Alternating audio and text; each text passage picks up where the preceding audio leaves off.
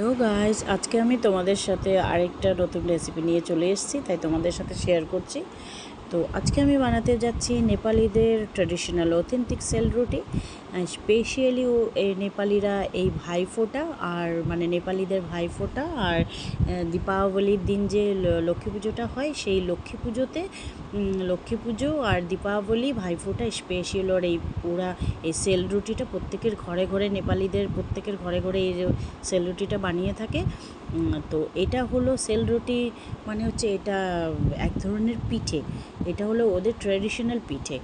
আর এটার সঙ্গে ওরা আবার একটা চাটনি, এই সেল রুটির সঙ্গে ওদের একটা চাটনি থাকে, যেটা ওরা এই সেল রুটির সঙ্গে এই চাটনিটা দিয়েই ওরা খায়। তবে আমি এই চাটনিটা আজকে বানাচ্ছি না, সেই চাটনিটা আরেকদিন যেদিন আমি বানাবো তোমাদের সাথে অবশ্যই শেয়ার করবো। সেই চাটনিটা হলো তিল, আলু, মটর দিয়ে ওরা ওরকম চাটনি একটা বানায়। তো যাই হোক, সেটা অন্যদিন শেয়ার করবো। তো আজকে আমি সেল রুটিটা বানাচ্ছি, তো তোমরা দেখতে থাকো এই সেল রুটিটা আমি কিভাবে বানাচ্ছি। তো এই সেল রুটি বানানোর জন্য যা যা উপকরণ দরকার আমি সব নিয়ে নিয়েছি।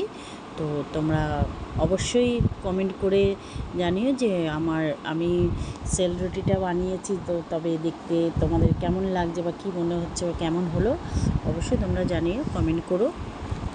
তো এই যে এখন আমি তোমাদেরকে সবচেয়ে প্রথমে দেখাচ্ছি। আমি সবচেয়ে প্রথমে এই যে দেখাচ্ছি তোমাকে, এটা এই যে চাল এখানে নিয়ে নিয়েছি। সবচেয়ে প্রথমে চাল আর ময়দা, এখানে চালের গুঁড়ো, আতপ চালের গুঁড়ো আর ময়দা দুটোই মিক্সড করা আছে। যেহেতু আমি অল্প করে চাল ভিজিয়েছি, আর এটা হলো গোবিন্দভোগ চাল। গোবিন্দভোগ চাল অল্প করে ভিজিয়ে রেখেছিলাম, তার কারণ হচ্ছে গোবিন্দভোগ চালের ফ্লেভারটা, গন্ধটা সুন্দর হবে বলে আমি অল্প করে গোবিন্দভোগ চালও ভিজিয়ে নিয়েছি সারা রাত। তো এই যে গোবিন্দভোগ ভেজানো চালটা নিয়ে নিলাম।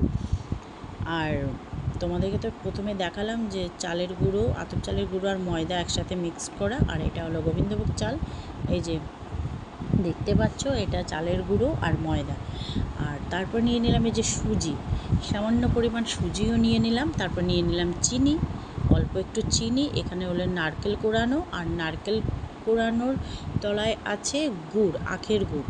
যেহেতু আখের গুড়টা দেখা যাচ্ছে না, নারকেল কোড়ানো দিয়ে ঢাকা পড়ে গেছে, তবে তোমরা যখন আমি মিক্সড করব তখন তোমরা অবশ্যই দেখতে পাবে। আর এটা নিয়ে নিয়েছি এই যে সেল রুটির মধ্যে যা যা উপকরণ লাগে সেগুলোই আমি নিয়ে নিয়েছি। আর এটা হলো ফ্লেভারের জন্য এলাচ গুঁড়ো, লবঙ্গ আর দারচিনি, এই তিনটেকেই আমি ভালো করে গুঁড়ো করে তারপরে এই সেল রুটিটা যেটা দিয়ে বানাবো সেটার মধ্যে মিশিয়ে নেব ভালো করে।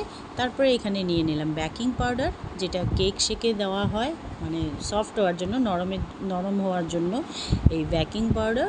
আর তার সাথে নিয়ে নিলাম এই যে ঘি, বেকিং পাউডার আর ঘি। তারপরে এবার আমি এই যে দেখো, আগে চালটা গুঁড়ো করে নেব, মিক্সার গ্রাইন্ডারে আগে গ্রাইন্ড করে নেব।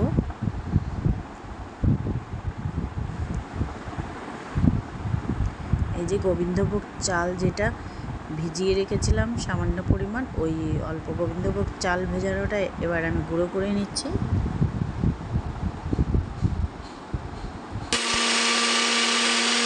এই যে আমি চালটা গুঁড়ো করে নিয়েছি, আমি একটু জল দিয়ে ওটাকে পেস্ট করে নিলাম। তোমরা চাইলে এমনি শুকনোও গুঁড়ো করতে পারো। যাই হোক, এই যে আরও অল্পটুকু আতপ চালের গুঁড়ো, আর এখানে ময়দাও আছে। এই যে ময়দা আর আতপ চালের গুঁড়ো আমি দুটোই একসাথে দিয়ে দিচ্ছি।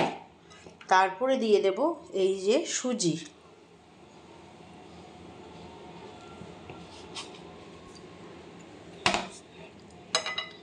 তারপর দিয়ে দেব চিনি,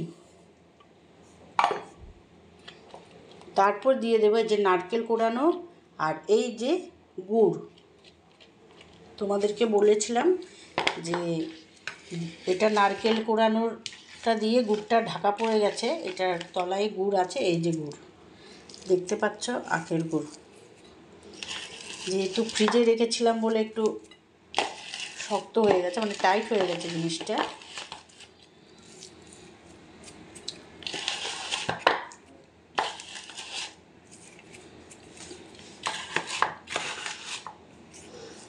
এটা আবার খুব একটা মিষ্টি হবে না, হালকা মিষ্টি।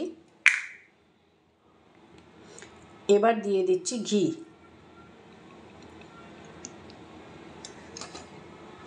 ঘি দিয়ে দিলাম। এবার দিয়ে দিচ্ছি বেকিং পাউডার।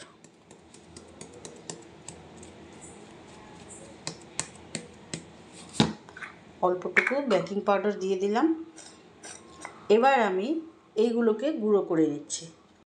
এই যে এবার গুঁড়ো করে নিয়েছি এলাচ দানা, দারচিনি আর লবঙ্গ। এবার এটার মধ্যে দিয়ে দেব।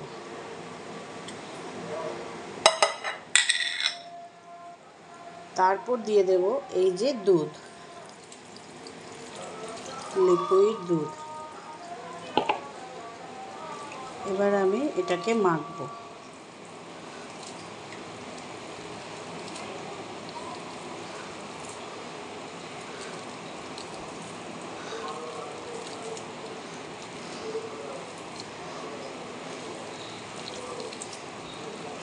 এটা খুব একটা পাতলা হবে না, কারণ একটু ঘন ঘন রাখতে হবে।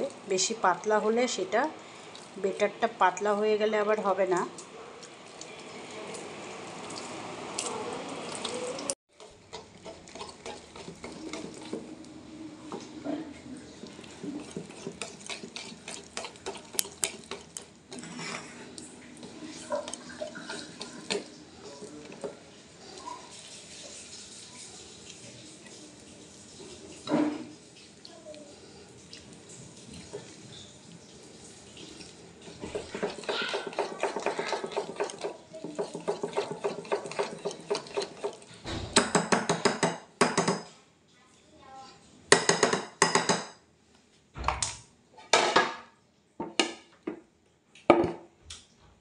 এবার এটা রেস্টে রেখে দেব আধ ঘন্টার জন্য।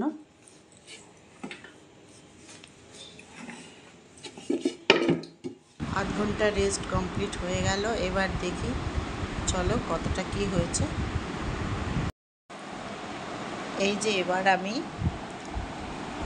ভেজে নেব। চলো এবার রেডি করে নিই। তো এটা আমি নিয়ে নিয়েছি একটা জলের বোতল। জলের বোতলটা কেটে একটা টুকরো নিয়ে নিয়েছি। দেখো জলের বোতলের মাথার দিকটা আমি নিয়ে নিলাম। আর এটার মধ্যে আমি এবার ঢাকনাটাকে আগে ভালো করে আটকে নেব। এই যে ঢাকনাটা বন্ধ করে দিলাম। জলের বোতলের মুখটা ভালো করে ঢাকনাটা দিয়ে আটকে দিলাম। এবার বেটারটা আমি এর মধ্যে দিয়ে দিলাম। যাতে ডিজাইন করার জন্য আমি এই জলের বোতলের এটা নিয়েছি, অর্ধেক কেটে নিয়েছি। তো এটার ডিজাইনটা করতে একটু সুবিধে হবে। এই যে দেখো এর মধ্যে দিয়ে দিয়েছি। এবার আমি তেলের মধ্যে গোল করে এই যে ঢাকনাটা খুলে নিলাম। এবার এটাকে একটু চেপে চেপে দিলেই দেখো খুব সহজে গোল হয়ে যাচ্ছে। এই যে এই আমার পুরোপুরি একদম পারফেক্ট সেল রুটি গোল হয়ে গেল। আর এটার নামেই হচ্ছে সেল রুটি, যেটা বলেছিলাম তোমাদেরকে যে নেপালিদের ট্র্যাডিশনাল পিঠে। এটা এক ধরনের পিঠে, এটার নাম হচ্ছে সেল রুটি। এই যে দেখো আমি এবার কীভাবে ভাজছি এটাকে। এপিট উপিট করে কম আঁচে একটু লাল লাল করে ভেজে নিলেই হয়ে গেল সেল রুটি।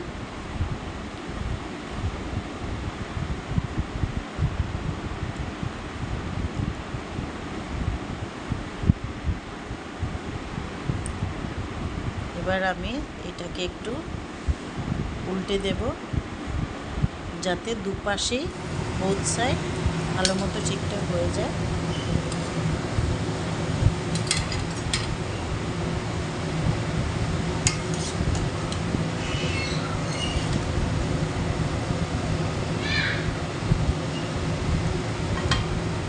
এই যে দেখো বাদামি বাদামি কালার চলে এসছে, তার মানে হচ্ছে এটা হয়ে এসছে। এই যে ফাইনালি সেল রুটি হয়ে গেল। ঠিক এইভাবেই এক এক করে আমি ভেজে ভেজে তুলে নেব।